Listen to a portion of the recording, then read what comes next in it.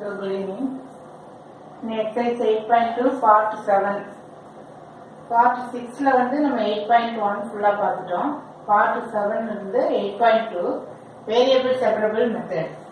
Variable separable methodனா x term எல்லாம் ஒரு பக்கம் y term எல்லாம் ஒரு பக்கம் கொண்டு வந்து we are integrating. So இங்க secant 2x இந்த y term இங்க கொண்டு வரலாம். இந்த x term அந்த சைடு எடுத்துக்கோங்க. அப்ப இந்த இடத்துல என்ன இருக்கு ஈக்குவல் ஆர் மைனஸ் கொஸ்டின் secant 2x dx and c equal to 0. Here equal to 0. So dy the secant square y bring to the denominator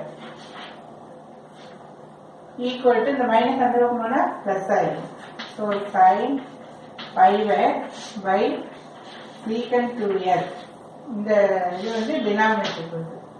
Then dx you are bringing x term ஒரு சைடும் then y term ஒரு சைடும் கொண்டு வர variable separable method. Now secant square y numerator போனா என்ன ஆகும் cos square y dy equal to sin 5x secant numerator போறப்ப cos ஆயிடும். So 1 by secant x cos x இங்க dx. Now we know the formula 1 plus cos 2x by 2 equal to cos square x. அதே மாதிரி 1 minus cos 2x by 2 equal to sin square x. இந்த formula நல்லா தெரியணும்.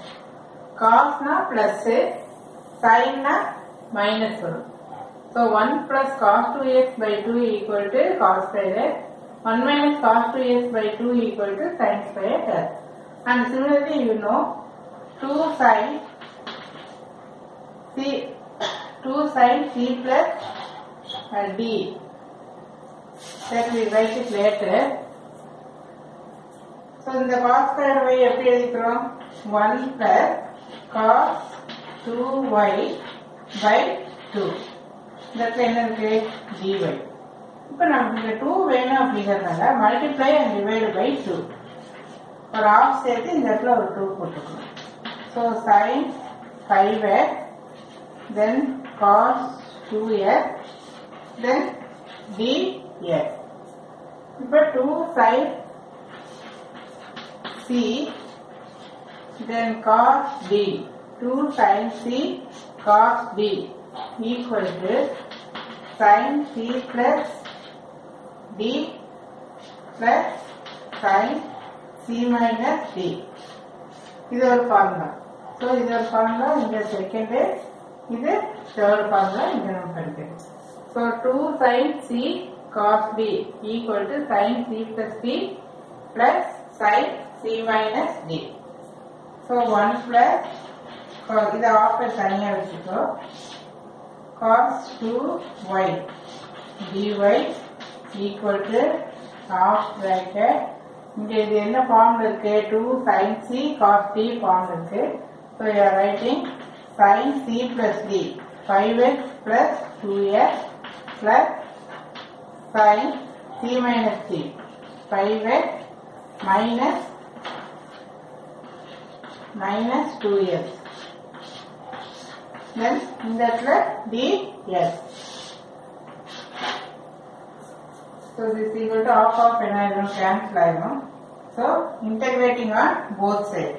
Taking integration on both sides 1 plus cos 2y dy equal to integral of sin 7x plus sin 3x then dx. Now you integrate it. Integration of 1 x. Differentiation of x 1 reverse process. So integration of 1 x. Then cos என்ன வரும் sin. அதுல cos minus வரும் இங்க வந்து plus வரும். So sin 2y by 2. அதுல into 2 இதுல by 2 everything reverse process. Is equal to இங்க sin 7x. Sin க்கு minus வரும்.